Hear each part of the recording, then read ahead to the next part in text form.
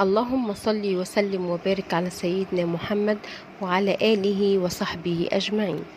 هنتكلم النهاردة عن قصة فيها حسن الخاتمة، وهنتكلم فيها عن الموت ومصير كل إنسان منا بالخير أو بالشر.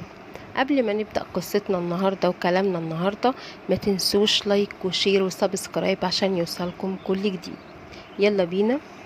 الموت هو مصير الأخير لكل منا، فالجميع سوف يموت ليبعث من جديد يوم القيامة، ولكن الأهم من الموت هو ما فعلته من أجل ذلك اليوم الذي ستفارق فيه الحياة، وفيه ستغادر من تحبهم ويحبونك.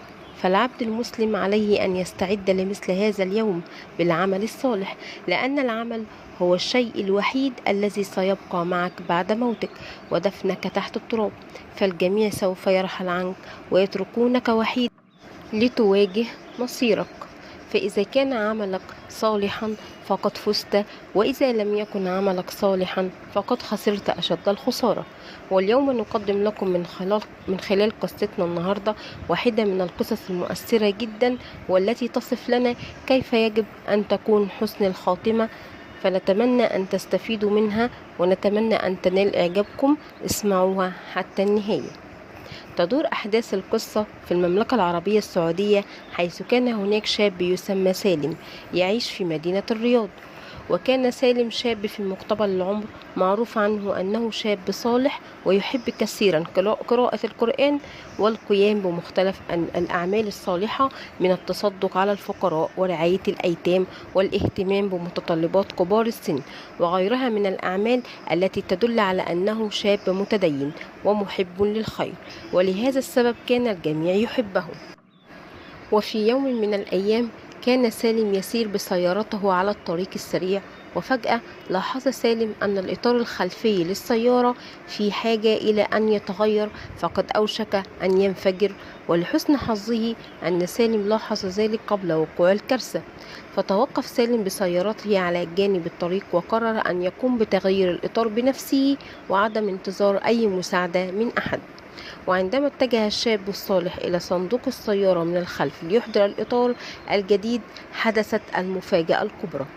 تفاجأ سالم بسيارة مسرعة لم يتحكم صاحبها بها جيدا، فارتطمت به ليصاب سالم بجروح وكسور كثيرة، وكان الدم يغطي ثيابه.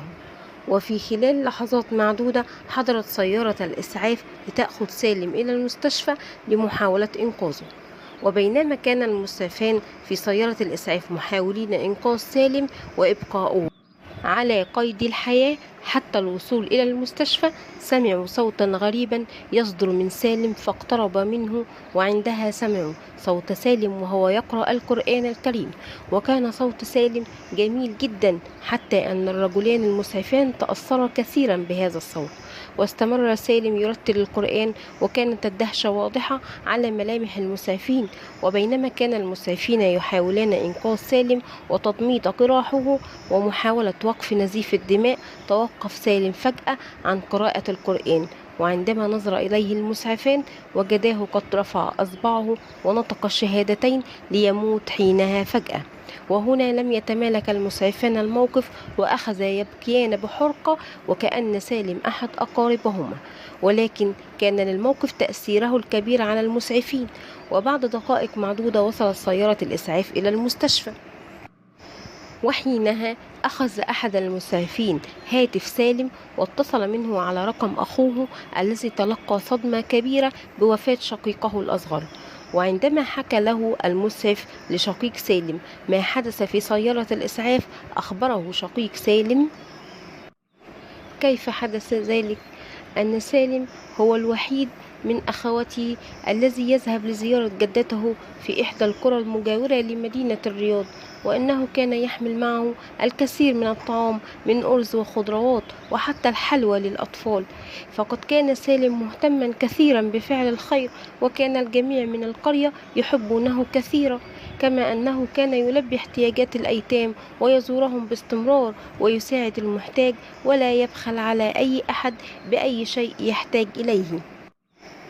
لم يتمالك المسعف نفسه مرة أخرى، وطلب من شقيق سالم وقال له: إذن أخبرني بالمكان الذي سيشهد جنازة سالم لكي أحضر معكم.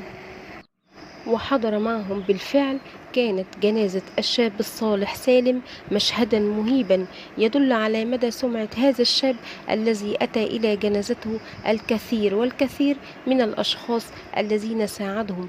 وعندها قرر إخوة سالم أن يكملوا ما كان سالم يقوم به من أفعال الخير نحو الفقراء والمحتاجين حتى يشعر سالم بالسعادة وهو في قبره. وأخيرا قام الجميع بدفن سالم ودفنه ورحلوا عن القبر تاركين هذا القلب الأبيض الذي حزن الجميع لوفاته.